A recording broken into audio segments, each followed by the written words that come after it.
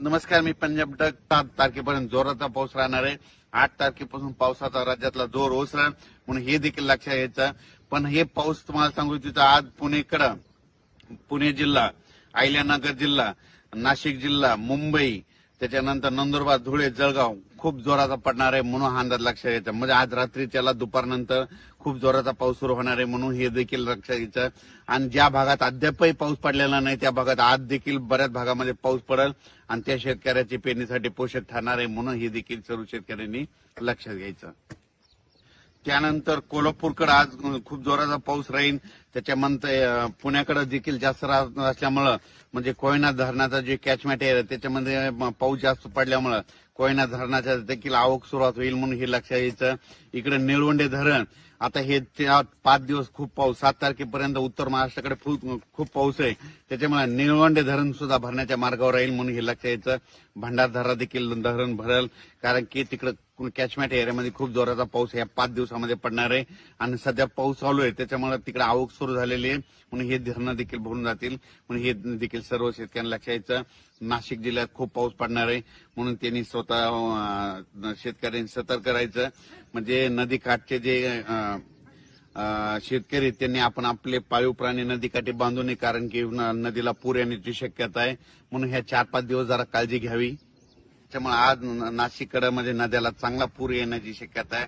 म्हणजे आज पाऊस पडल्याच्यानंतर उद्या देखील नाशिककडल्या बऱ्याच नद्या अशा चांगल्या जोरानं वाहतील म्हणून हे लक्षात घ्यायचं. आपण आपले पाईपलाईन असेल तर तुम्ही तुमची काळजी घ्यायची. तसेच खास करून सोलापूर जिल्ह्याचे मेसेज आलेले आहेत, मित्रांचे फोन आले होते. तर सोलापूर जिल्ह्यात आज देखील पावसाला सुरुवात होणार आहे. म्हणजे इकडे जसा उत्तर महाराष्ट्राकडे पाऊस पडणार तितका जोरात तिकडे पडणार नाही पण तिकडे ना पिकाला लागल तसा म्हणजे पडणार आहे. पेंडवा म्हणजे वावणी पडणार आहे आणि तिकडे देखील पेरण्या होणार आहे म्हणून सोलापूर जिल्ह्यात आज चांगला पाऊस सुरू होणार आहे. सांगली जिल्ह्यात देखील आता सुरू होणार आहे, सुरू झाला देखील असेल. आटपाडी, पंढरपूर सगळीकडे आज पाऊस सुरू होईल.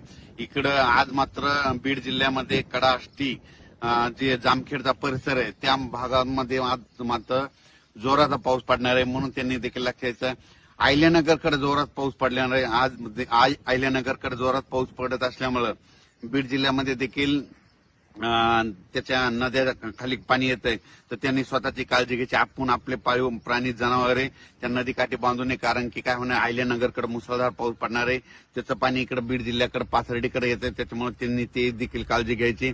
सांगायचं झालं तर नदीकाठच्या लोकांनी आपण आपली पाळीव प्राणी मात्र सुरक्षा स्थळी आणून ठेवण्याची 8 तारखेपर्यंत राज्यात काही काही ठिकाणी खूपच जोराचा पाऊस पडणार आहे. काही ठिकाणी रिमझिम पडणार आहे, कुठं पेंडॉलता पडणार आहे, काही ठिकाणी ओढे नाले वाहतील, काही ठिकाणी शेतामध्ये पाणी सजाल असा पडणार आहे. पण सगळ्या महाराष्ट्रामध्ये पाऊस पडणार आहे. सगळ्या शेतकऱ्याच्या पेरण्या होणार आहे.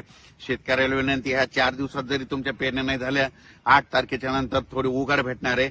8 जुलैच्या नंतर पावसाची उघाड झाल्याच्या नंतर तुम्ही तुमच्या पेरण्या करू शकता.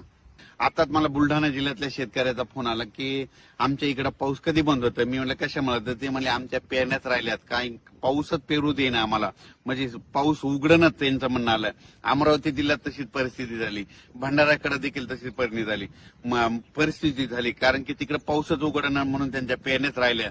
म्हणजे काही ठिकाणी असं झालं पाऊस असल्यामुळे त्यांच्या पेरण्या राहिल्या आणि काही ठिकाणी पाऊस नसल्यामुळे त्यांना पेरण्या राहिल्या. म्हणजे दोन्ही बाजू येतात म्हणून म्हणतो सगळ्यांच्या पेरण्या 8 तारखेच्या नंतर सगळं 8 तारखेच्या हवामान कोरडं होणार आहे आणि त्याच्यानंतर मग शेतकऱ्यांनी पेरणी करायला काही हरकत नाही.